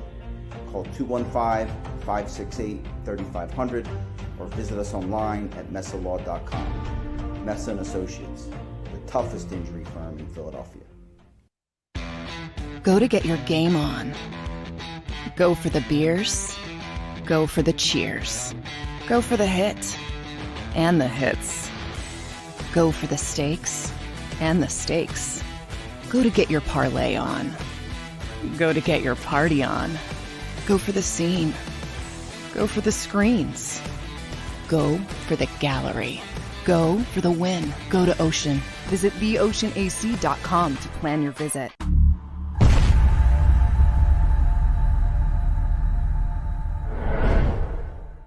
Celebrating the life of your loved one is what we do at Life Celebrations by Givenish. When the matriarch of the Dalloway family died suddenly at 82 years old, Life Celebrations by Givenish stepped in. They will make this the easiest thing that I know it's not easy, but they will make this as easy as possible. Life Celebrations by Givenish, customizing services as unique as the individual. I just know that my dad, who is in charge of everything, was not in charge of anything at that point when my mom passed. And again, just another shout out to this place for making it easy. Turning tragedy into a celebration of life, no matter how hard, is what we do at Life Celebrations by Givenish. Life Celebrations by Givenish, customizing services as unique as the individual. EAGLES, Eagles.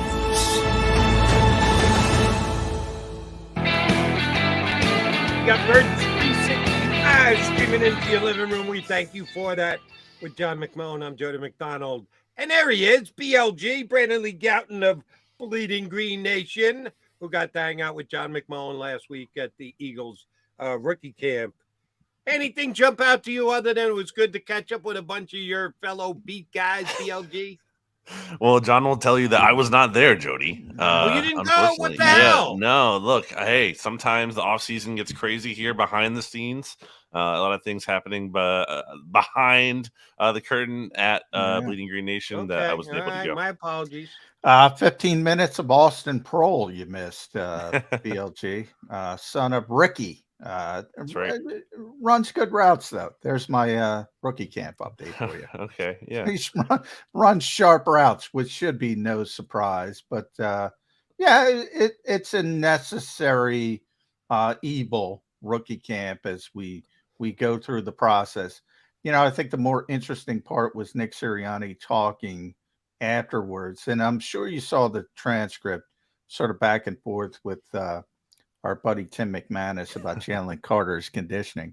I wrote over at Sports Illustrated, Brandon, that Nick could have handled that better. And, of course, Eagles fans shat upon me because you're not cheerleading, you're not doing your job. But, why is he talking about 7-on-7 drills? Why didn't he just say, because last time I looked, BLG, defensive linemen aren't in 7-on-7 drills ever. So what does that have to do with anything? Why didn't he just say, not worried about it, and close the book on it? Yeah, I think sometimes what's most revealing is what people don't say. And then I thought that was kind of weird for Nick Sirianni to say what he did say. I guess, it's hard to have the panic meter too high when the reality is it is May and there's 4 months until a game is a meaningful And by game. the way, he looks fine. That's not Right. the point. I just think it was a weird way of Sure. handling it. For Yeah. sure. Yeah. And exactly to that point, it does get a little weird when you're not just like, hey, we're not really worried about anything right now. It's 4 months till we play a game. Everyone's looking good and don't even really feed into it. All right. Speaking of being shat upon, will Nicholas Morrow shat upon both John McMullen and Jody McDonald by coming in here and making us forget about the Eagles starting linebackers like DJ Edwards last year? Or will we be bemoaning the one position that Howie Roseman didn't properly fill during this offseason?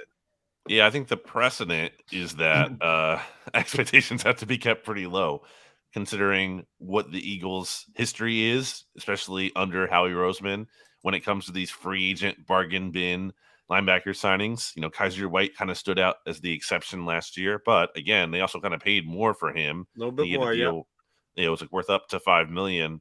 So that's a little bit more than they had spent on the likes of Corey Nelson and LJ Ford and Paul Warlow and Eric Wilson and so on. So, you know, I think it's not even a guarantee that Morrow makes the team. So when that's kind of the floor, I can't say to expect great things, but there is a path to, he comes in, he looks competent, he can be a stopgap for you for 1 year. Was that the 1927 Yankees BLG or the bargain bin linebackers the Eagles have been? Yeah, I mean, it's funny that they forget all the bad. We can get by at this position. But, you know, I'm sure you saw Peter King. What was the exact wording, Jody? No weaknesses? Yeah, they have no weaknesses. They have no weaknesses. The expectations around this team are just, dare I say, unrealistic. When you start throwing around no weaknesses, and Peter's just one guy, but you know, it's been pretty much across the board. Oh, the Eagles are doing this, the Eagles are doing that. And they just came off a Super Bowl loss, which wasn't good enough. You know, they were there, but it wasn't good enough, especially defensively with Sean Desai, who we finally saw in the wild, but we haven't talked to him. Can they live up to these expectations? I guess is what I'm asking. Yeah, I don't like the idea that any team really doesn't have weaknesses. That's the NFL is set up to where you do, because there are salary cap constraints and there's a cyclical nature of the league, and there's so much worst to first and first to worst each year. So that's just not, I think, reality when you say they have no weaknesses or even a few. They certainly have a lot of question marks, things that, you know, might not be an issue, but could be. So, you know, I think they're to go from where they are, a team that lost the Super Bowl. It's kind of, again, already crazy that you would not have them as your number one team, and, you know, power rankings don't really matter at the end of the day, but, you know, it's just, you're coming into the season. I feel like you kind of have to give the reigning Super Bowl champs who actually won the benefit of the doubt a little bit more than every other team.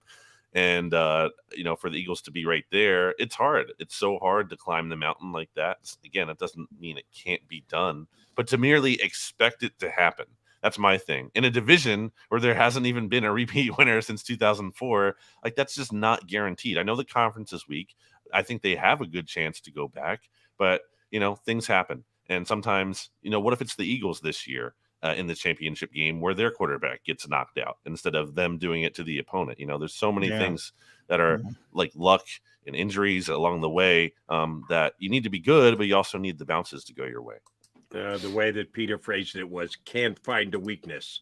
So he didn't really zero in at linebacker, but that's just my read on it. But I got no problem with the Eagles being number one over Kansas City, because even though the Eagles lost a lot of free agents, BLG, I actually think they've had a better offseason than Kansas City has. They lost a couple of guys who contributed on the outside to them, Juju Smith-Schuster and McCole Hardman. They've got some young guys, and we'll see if they can step up and replace those guys. But they lost a key offensive line starter. I guess you can say the Eagles did too, as well. Do you think the needle moved enough during this offseason that Peter King will not be the only one to rate the Eagles ahead of the Chiefs, even though they lost to them in the Super Bowl last year. I don't think he'll be the only one. The fact that the Eagles did have, on paper at least, a very exciting and I think promising draft is certainly going to give them an edge. And we know the way Howie makes moves that he can still make a trade or two, and that'll kind of give them some extra juice potentially. Certainly not done adding to the roster at any point really leading up to the beginning of the season, and then I guess even up until the trade deadline, really. I would not be surprised. But again, I have to give the team that actually won it the benefit of the doubt. I think you made some fair points there, Jody. And I don't think it's like the Chiefs are head and shoulders above the Eagles, but I think the fact that they were able to get it done, something to be said for that. On the draft, you brought it up, BLG. I don't think we haven't talked to you since the haul that Howie Roseman was given his flowers for. I'm on board with Jalen Carter at number 9 overall. I think that's tremendous value. I think arguably you get the best positional player in the draft. Then I look at the third round, 65 and 66, because other than Carter, I think those guys, Tyler Steen, Sidney Brown, they're going to be given the opportunity to play right away. And in the case of Sidney Brown, I would pencil him in as a starter right now. Comfortable with that? I can't say comfortable from the standpoint of, I don't know what to make of a rookie at safety. I think that's a position, as our old friend Jim Schwartz like to say, between safety and linebacker. Those are spots where it can take guys time to adjust. And honestly, that's a lot of positions, I think, but especially one like that where there's so much going on above the shoulders. And Sidney Brown seems like a promising a guy with a lot of potential. But I think it's kind of really neck and neck there, because I thought Reed Blankenship did some good things last year. I'm really interested to see if he can kind of make a jump in year 2. And then Terrell Edmonds, I think he's getting slept on a little bit here. Not to say he's going to be some kind of Pro Bowl addition or this year's Chauncey Gardner-Johnson. But Steelers fans were sad to see him go. Like, he had a nice season for Pittsburgh last year, and they actually wanted him back. So I'm not just ready to count him out and say he doesn't belong in the mix, and Sidney Brown is definitely going to be over him when he's an experienced starter. Well, I'm kind of real quick, BLG. I'm kind of starters are in pencil. We'll go Chip Kelly. You want Jim Schwartz? I'll go get the pencil out. Sidney Brown and Terrell Edmonds. I don't think Reed Blankenship is going to be the starter. Wow, that's my thought process. I think it's probably the best battle on the roster. I think that's all very close. And I think it's a true battle too. We see some of these battles like we've seen in years past. Just, I don't know, for example, like when Andre Dillard was competing for the starting left tackle job, and Mailata clearly won it by like day 2 of camp. And then Sidney Jones, in theory, was competing for a starting cornerback spot, except it was Maddox every day in practice. So I think this is a real battle. Speaking of battles, well, it's not really a battle. It's a decision more than anything else. We haven't had you on since the Eagles acquired DeAndre Swift, which I thought was a good track. I suggested it here on Bleeding Green Nation on the Friday before the Saturday that they made the deal. So, I'm a fan of the move, bringing a homeboy home. Miles Sanders got 71% of the carries by Eagle running backs last year, not counting Jalen Hurts' plays that he ran the ball. But if a running back ran it, 71% of the time was Miles Sanders. So they got some replacing to do. How do you think it's going to break out? Knowing Rashad Penny's talents, but also his injury history, the addition of Swift. Some people, because Kenny Gainwell had that really good game against the Giants in the postseason, thinking he's going to be their number 1 back next year. Yeah, no. How do you think they divvy up the carries that Miles got last year once the season gets underway between the running backs on the roster? It's a great question. It's kind of a cop-out to say, but it really all depends on Penny's health, right? Because if he's healthy for 17 games, which it's just there's a very low chance of that happening based on his track record. But if he is, then I think it's a pretty even split between those two guys, or at least not too big of a difference, and potentially Penny leading the way on that.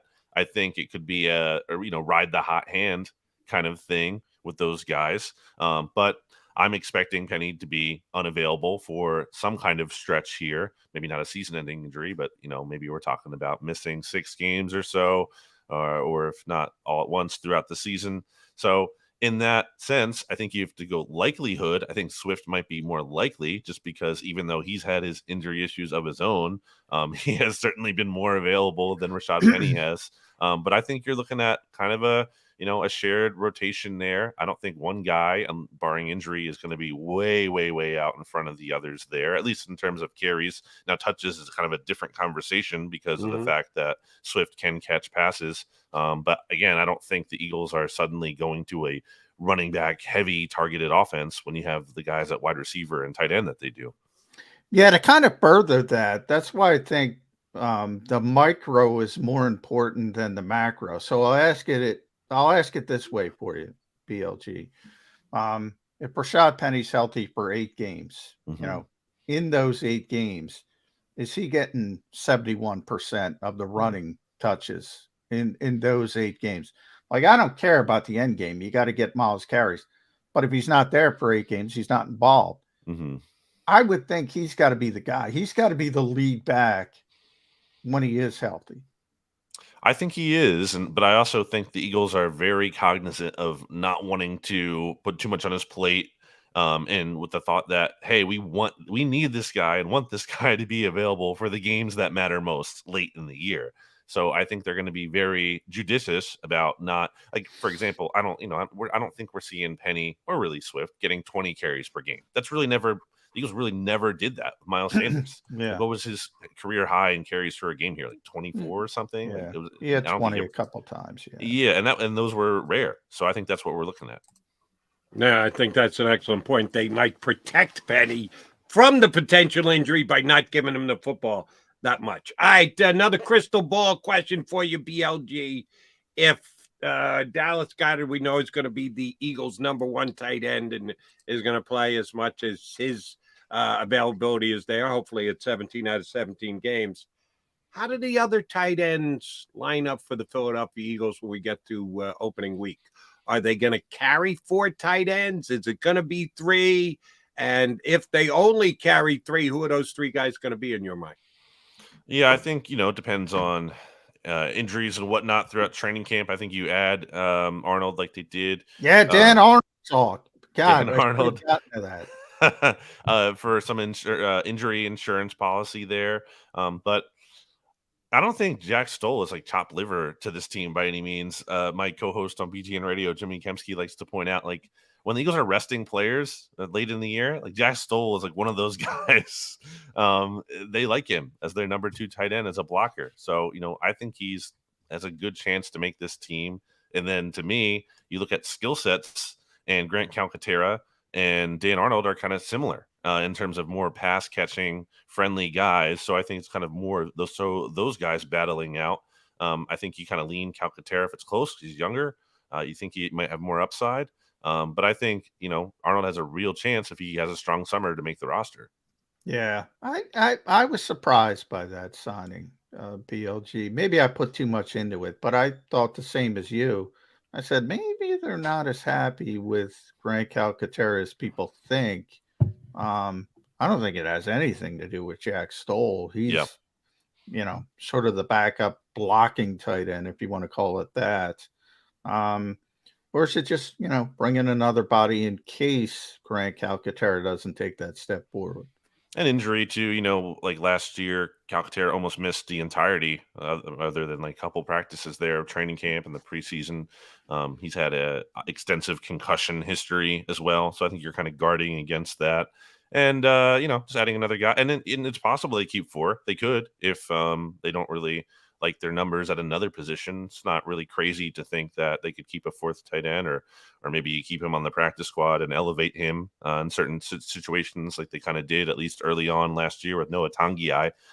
So yeah, I just think it's a good depth addition. Tyler Steen jumps right in at right guard for the rookie minicamp. Yeah, Cam Jurgens wasn't there because he's not a rookie anymore. He was last year, but I'm sure he took notice of that. How good a competition is that going to be at right guard for the Eagles this year between those 2 young offensive linemen? I feel like there is not a consensus on this amongst Eagles media and fans alike. I think there's varying opinions on, this is actually just Cam Jurgens' job and Tyler Steen's here, but he's not actually seriously going to push him. I don't know about that. You take a guy at 65 overall, like you can be like, okay, they're not going to sit Jurgens for 2 years in a row. Yeah, but also, okay, Steen's a fairly high pick here, and he actually, I think, projects better to guard potentially. He doesn't have the experience, but neither does Cam Jurgens. He's not played guard extensively by any means. Yeah. So I think it's a real competition, and I also think that I know Samala wasn't the biggest guard, and I think his bigger size than Cam. But bigger than Cam, exactly. Yeah. And I wonder if the Eagles are truly comfortable, and some of the Eagles offensive linemen specifically, when you have an already kind of undersized center and Jason Kelce, and putting another guy kind of like that right next to Kelce, I think it's a true battle there, and I think Steen has a chance to win that job. Yeah, they had it for years with Brandon Brooks. That was the thought process. All right, we have an undersized center, so let's have big guards, and obviously Landon is big. Tyler Steen would fit that mold as well. I'm with you. Plus, Nick Sirianni, Barry said he doesn't shut it down. He's had plenty of opportunities to shut it down. He doesn't shut it down. I think that says something as well. You're a numbers guy, so I'm going to go numerology with you. Yes. They took Aaron Cephas's number away. They gave it to Marcus Mariota, which is understandable, whatever. They made him share number 10 with Tanner McKee. That's not a good sign. However, BLG, they gave the new punter, Ty Zettner, number 49. I don't know what to think other than it's anybody's job. And they'll be changing numbers whenever they decide the punter. It is weird to see, an established player like Cephas, even though, share a number with a 6th-round quarterback that it's curious, and having to change it to do it as well. So the sharing part, the change doesn't bother me. The sharing bothers me. Agree. Yeah, but I think when you layer them, that's even it raises a lot of questions. And look, I've put this very simply, like the end of the Eagles' last 2 seasons, their last 2 playoff losses. Aaron Cephas played a major factor in both of those. Not the only reason they lost, not maybe the main reason, but he played a significant role in each of those.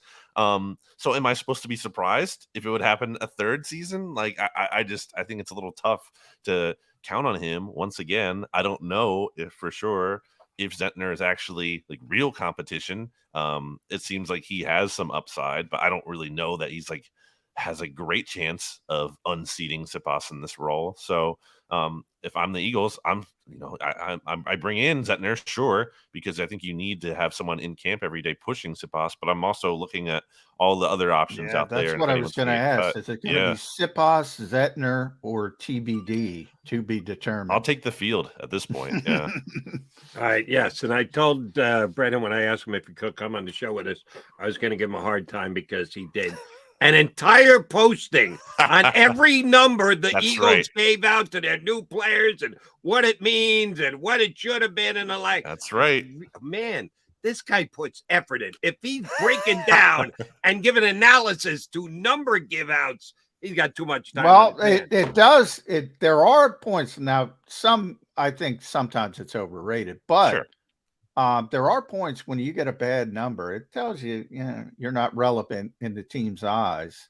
On the other hand, as I mentioned yesterday on the show, Brandon, as a PSA, you should tell people if they want to buy jerseys, hold up, because some of the rookies, who knows? Nolan Smith might walk into Jake Elliott and say, "Hey, I'll give you $10,000 for number 4, so I don't have to get a number 3 chain. He's got a really nice number 4 chain." Don't buy that Nolan Smith jersey just yet. I tell the story. I used to cover Randy Moss in Minnesota. People forget he started out in training camp as a rookie with number 18. And the people are buying the Moss jerseys and bang, 84 when they get to the regular season.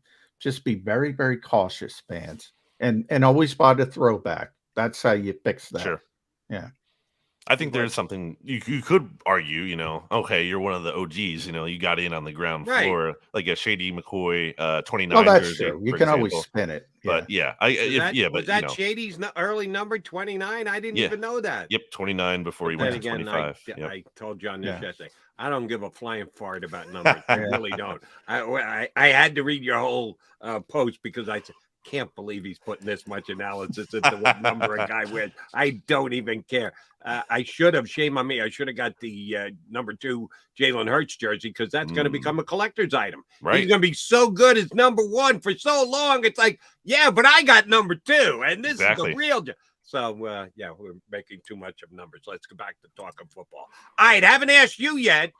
If you were Jeff Lurie and Roger Goodell called you today and said, listen, we got it all written out, but I'm willing to change for you because I love you, Jeffrey. You're a great guy and you're charitable and everything else.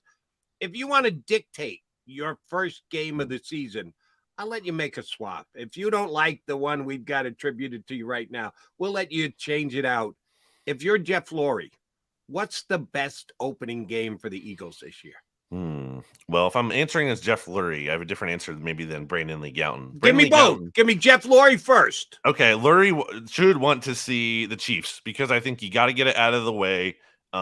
If this game is happening like later in the calendar, it's just like, okay, the Super Bowl was a long time ago. Let's just get that out of the way because it's really not that interesting of a game other than like the obvious Super Bowl angle. But in terms of it's in the opposite conference, it doesn't really is. It's literally the least meaningful, one of the least meaningful games in terms of like the impact on tiebreakers. Well, that's true too. Yeah. So like, I just think there's more narrative juice than there is actual juice to the game. And I think it would kind of just be nice to get it right out of the way.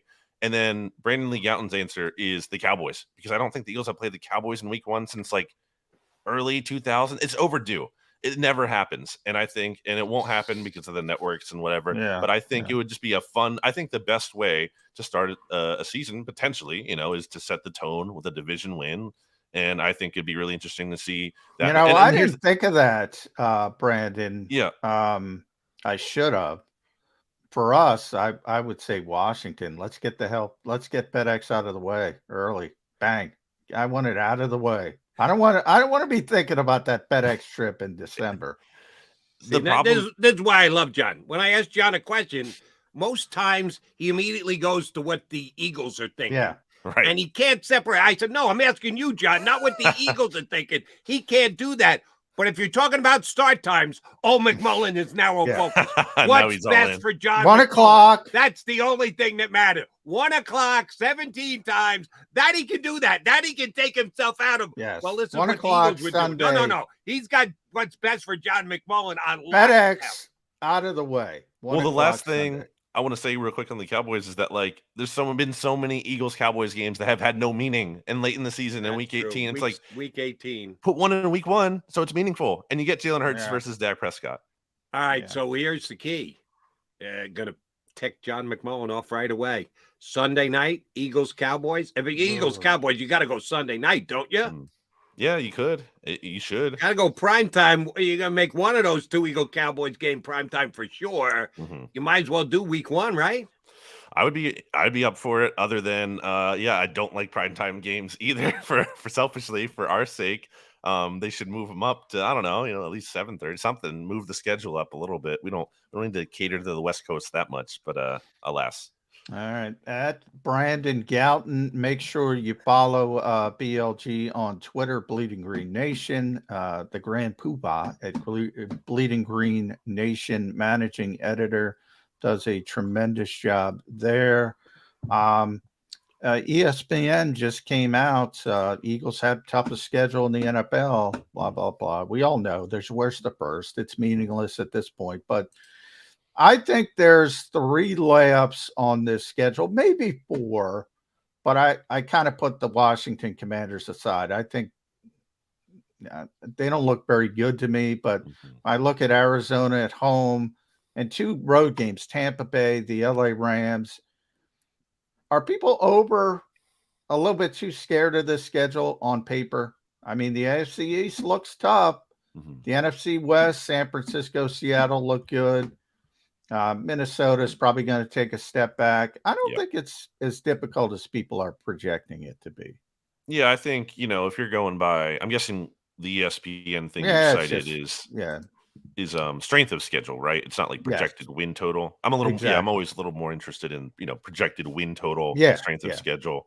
I think, I think Vegas knows a little bit more about things than, what happened last year necessarily. Look, there's a lot of changes here. We have to see if the new defensive coordinator, can actually maybe hold up against some of these better quarterbacks a little bit. That'll be a big test. But like if they're going to be one of these better teams, then it doesn't matter who's on your schedule, and especially if you're one of the best in your conference, you have to figure it out here. You can't just, and I don't think the Eagles did just benefit last year from playing an easier schedule because they beat the snot out of those teams, and that's not an easy thing to do. I think it's not just about the total opponents too. It's about looking at the schedule here. Do they get disadvantaged, having to play on short rest a lot? When's the bye? All those kind of things are important. By the way, real quick, great quarterbacks, because that's been the narrative. Well, Patrick Mahomes, Josh Allen, Aaron Rodgers. There's no other great quarterback on the schedule, unless you want to go down to Dak Prescott and Geno Smith, Kirk Cousins, and Geno Smith. I mean, all right, 3. And kind of makes sense when you're playing great quarterbacks. It's more difficult to play against them than non-great quarterbacks. Well, it depends on how the schedule shakes out, because they could be facing an undefeated quarterback in Brock Purdy if they play the 49ers in the second half of the season. So we'll put him into the mix, or at least I will. I will, and we know John won't. Last one from me, BLG. Saw the selfie, you and Paul Reed. Is there any truth to the rumor that a referee blew the whistle and called a foul on Paul Reed when you and he took the selfie together? Because he's still being treated like a rookie by the referees in this league. Completely unfair the way they handle him. Did he foul you for that selfie? Oh, he did not. But love B-Ball Paul. Just it's crazy how he's been one of Embiid's best backups already. But love B-Ball Paul. And the Sixers Celtics series is taking years off my life, man. These games, I mean, oh my gosh. All right, pivotal game 5. Who you got? Where are you watching? It sounds to me like you're working too hard on Bleeding Green Nation. Are you carving out the 2.5 hours tonight to make sure you watch that game? Oh yeah, I'm watching all of these, and I think here's what I'll say: it's going to Game 7, and I think it's going to be like overtime Game 7. That's my prediction for the series. All right. Damn, that would be great. Who's going to make the shot that's going to bounce on the rim 4 times before it falls through the hoop in game number 7 for the Celtics? It's Marcus Smart. Yeah, probably. BLG, it is always a pleasure, buddy. Appreciate you jumping in. We'll get you back up again in a couple of weeks. Thanks for doing it, bud. Thanks for having me, guys. Thanks, Brent. Brandon Lee Gouton, Bleeding Green Nation. So let me get this straight. He can put the Bleeding Green Nation stuff aside to watch the Sixers and the Celtics, but he couldn't make it to rookie camp because there was too much stuff to do. Well, part of that is watching the Sixers, evidently. He's got to prioritize. But real quick, you're not really. I got it. I can't let that go. I get what you're saying. You're poking. You're not really putting Brock Purdy in the Josh Allen, Aaron Rodgers, Patrick Mahomes category. Of course not, because he's played not even. All right, I was just checking. But I was just checking. What happens if he's back week 4 and he comes back and wins 7 straight games, and the Eagles are playing the 49ers in week 13, and Brock Purdy in regular season games is 12-0 and 2-1 in playoff games, with the loss being a game that he got hurt in the first quarter. You'd have to give him his props at that point, would you not? Or just go, oh shit, it's not a full season yet. We don't know what Brock Purdy is. No, if he's 12-0 as a starter, I will give him proper deference, but I was just making sure we're not going that far, putting them on, MVPs. How many MVPs you got between Patrick Mahomes and Aaron Rodgers, and obviously Josh Allen? But Brock Purdy's got the same number of MVPs as Jalen Hurts. They would be tied at 0. So if we're going to just decide it by MVP, oh, now you're going to you're going to get shat upon. I'm not going to make that comp either. Jalen Hurts. I'm going to go out on a limb, Jody. Jalen Hurts is better than Brock Purdy. You were the one who said it's decided by MVPs. I didn't do that. You did that. And I'm just giving you the scorecard of the two teams that they're matching That's up week true. number They 11. are 0-0. Number of MVPs, Jalen Hurts, Brock Purdy, 0 apiece. All right, let's go MVP runner-ups. Then that would be 1-0. Also, how about Heisman runner-ups? We'll also go 1-0 Jalen Hurts. He was the runner-up. Or we could go winning percentage in the regular season. Oh, that would be Brock Purdy. So there are certain categories where Brock Purdy has been better than Jalen. I'm going to give you credit because you're the one who's going to get shat upon today, not me. The entire National Football League, the only guy who's with me is Marty. Had Marty on yesterday, and he, like me, thinks that Brock Purdy hadn't gotten enough credit for what he did last year until he got hurt against the Eagles in the NFC Championship game. All right, McMullen, McDonald coming back. We got to put a bow on the show. We're almost out of time. Do you stream on a Roku, Fire Stick, Google TV, or Apple TV? Now you can watch 6ABC 24/7 with the 6ABC Philadelphia streaming app. For the big story on Action News, Search 6ABC Philadelphia and start streaming today.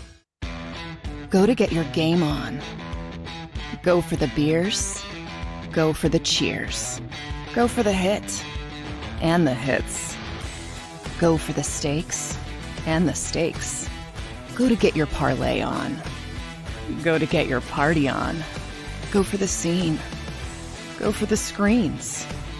Go for the gallery. Go for the win. Go to Ocean. Visit theoceanac.com to plan your visit. The greatest fans on earth. It's a bold statement, but would you expect anything less from Philadelphia? 58 years of heartache creates a toughness, a grit, a resolve not found in most. Sure, our prayers were answered, but now that we've had a taste, we're looking for more. Pondley Hockey, official partner of the Philadelphia Eagles.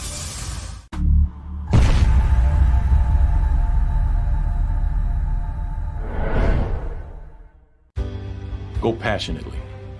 Go fearlessly. Go confidently. Go Birds! Go confidently towards your goals with First Trust, Philly's hometown bank for nearly 90 years, and the official bank of the Philadelphia Eagles. We're focused on getting you over the goal line. So go with conviction. Go with trust. Go Birds! And go forward with us by your side. First Trust Bank, the official bank of Philadelphia Dreams. Oh, and go Birds. All right, did you know I was the mommy slam dunk champion? Really? Yes, really, don't sound so surprised. Let's see it. Oh, you're ready. All right, here we go. Let's hear the crowd. So go to right, I go to left, fake them out. Mama, go up, mama! She did it. Again? You can't avoid gravity, but United Healthcare can help you avoid financial surprises by helping you compare costs and doctor quality ratings. United Healthcare. Uh-huh.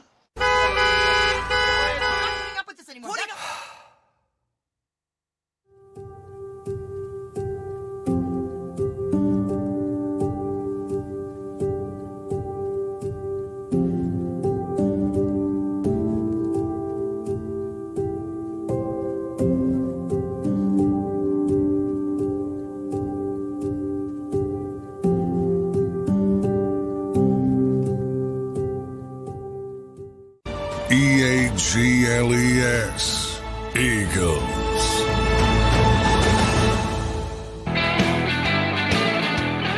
Welcome back, guys. Put the ball on the show here on Birds 365. All right, tomorrow, Grant Paulson from Sports Talk Radio down in DC, down in Washington, going to jump in with us. I wonder if Grant will admit that he knew that the Commanders were this close. All right, well, maybe it was this close to getting Andrew Luck as their quarterback last year. I love that. How about story. that? That's a crazy story. Oh, man. How bad is that? You mentioned earlier the layups on the schedule this upcoming year. Call them what you want, Commanders, Redskins football team. Are they going to be a non-dumpster fire when they finally get? Well, from a football standpoint, I don't like their off season at all. But from that organizational standpoint, it was a huge win. because they got rid of Daniel Snyder. That's all. Not yet. It still hasn't become official, has it, John? No, but it's going to happen. And from that standpoint, at least they can see some light at the end of the tunnel. But yeah, football wise, this could drag on for another couple of months, and then they bury this season too, which I think they would have been buried anyway. Well, yeah, I think they've already buried this season, but at least they can start to turn the not if you ask Ed Kratz, who's a big Sam Howell baby. Yeah, they loved him so much they were looking at Andrew Luck. Hey, Andrew, you haven't played for 4 years. Come back. No, the guy who would have been supplanted was Carson Wentz, because when they couldn't get the Colts real starting quarterback, they got their faux starting quarterback instead, and that didn't work out too great for him either. We will get Grant up tomorrow. You and I gonna do this again. I'm back for a show tomorrow. You in, McMullen? Let's do it. You get Mac and Mac tomorrow. 2 and 2. We're back. You've been listening to Birds 365, the destination for the passionate Eagles football fan who bleeds green. If it's Eagles football, we're talking about it. Debate, inside the locker room, and guests that are some of the greatest football minds from around the region. We hope you enjoyed the show. We know we had a blast. Make sure to like, comment, and subscribe, and we'll be back soon. But in the meantime, hook up with us on social media at JAKIB Sports. See you next time on Birds 365.